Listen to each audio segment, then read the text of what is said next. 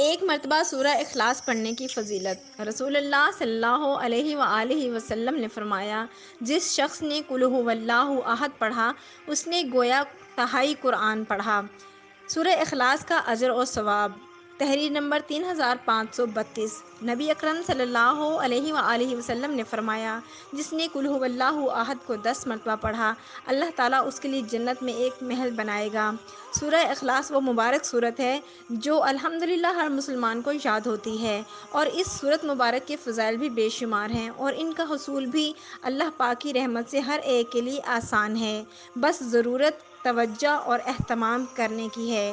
ہم یہاں سورت اخلاص کی تلاوت کے بعض فضائل کو ذکر کرتے ہیں تاکہ اس سورت مبارکہ کی فضیلت معلوم ہونے کے ہم بکثرت کے ساتھ اس کی تلاوت کرنے والے بن جائیں، اور توفیق اللہ پاک کی طرف سے ہے۔